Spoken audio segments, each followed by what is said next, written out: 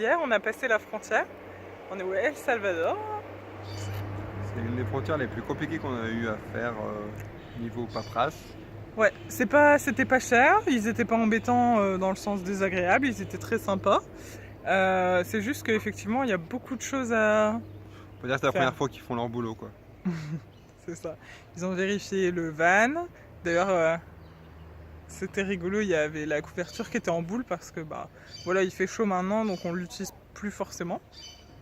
Et donc l'agent nous demande, bah voilà, il y a moyen de soulever la couverture. C'est au cas où s'il y a un corps ou s'il y a eu un cadavre en dessous. Ok. Ouais. Sinon, Après, du coup, on a roulé. Du coup, ça nous avait perdu du temps. On pensait arriver plus tôt ici à l'hostel qu'on avait repéré. Et on est arrivé du coup à 7h du soir, donc il faisait noir. Heureusement, ils ont des très bonnes routes. ouais. J'ai suivi un camion pendant une petite heure qui m'a servi d'éclaireur. Ouais, d'ailleurs la vue elle était magnifique parce qu'on est passé par les montagnes et donc il y avait l'océan et le coucher de soleil, enfin c'était à couper le souffle. Et donc on est arrivé ici au Hammock Plantation qui est tenu par un couple avec leurs 2 enfants. Un couple, donc le monsieur est hollandais et la dame est salvadorienne, donc ils vivaient en Hollande, tous les deux. Et puis ils ont décidé depuis 8 mois de venir ici. Ils ont ouvert leur hostel, donc l'équivalent de l'auberge de jeunesse un peu, en décembre. Et ça marche du tonnerre parce qu'ils sont full Tout le temps. tout le temps. Heureusement, on n'a pas besoin de chambre vu qu'on a le van. Voilà. Mais ouais, ils ont une piscine et tout. Enfin, ça fait du bien parce qu'il fait très très chaud et on est pas loin de l'océan. Les vagues, elles sont carrément fortes par contre. Du coup, ouais. C'est de l'autre côté. C'est pas grave.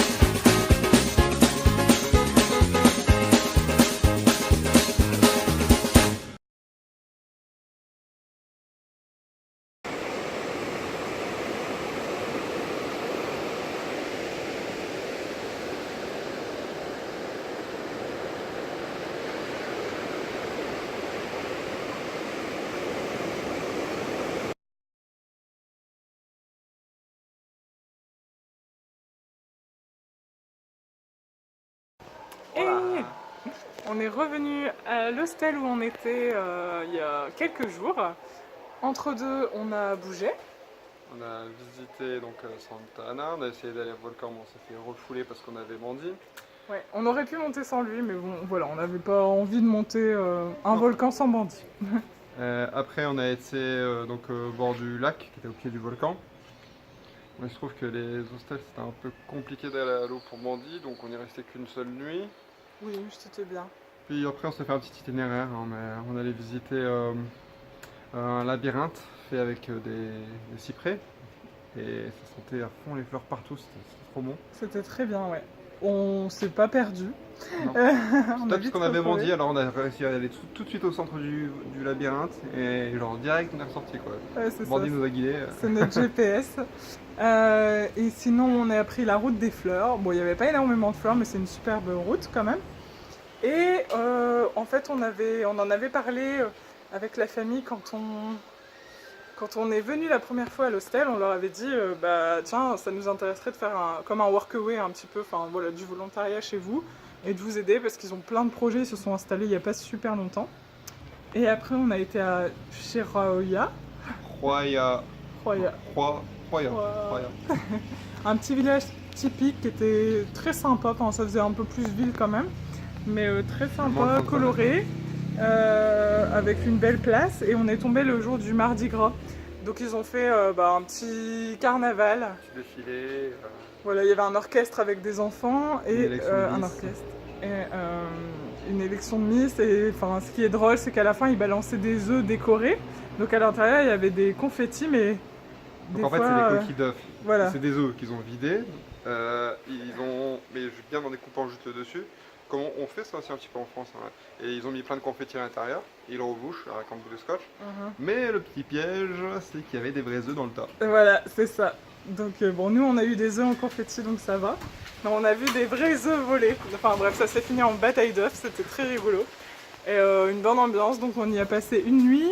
On était dans un hostel tenu par un Anglais et très sympa. On a dormi dans le garage, mais c'était vraiment chouette.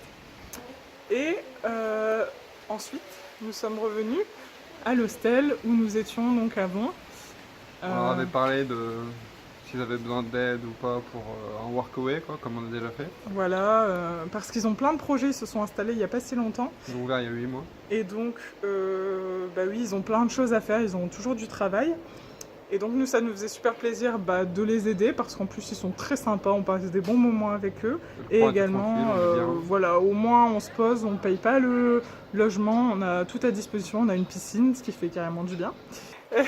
Et donc ici, là pour l'instant, on nettoie, on range, et puis on libère un petit peu les pierres, parce qu'il y a plein de pierres et ils vont recevoir un container, enfin bref, ils ont besoin qu'on range un petit peu.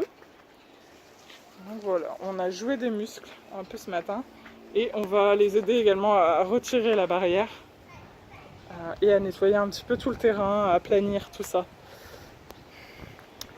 Donc voilà, et sinon c'est vrai que c'est sympa, il y a des hamacs, c'est très tranquille.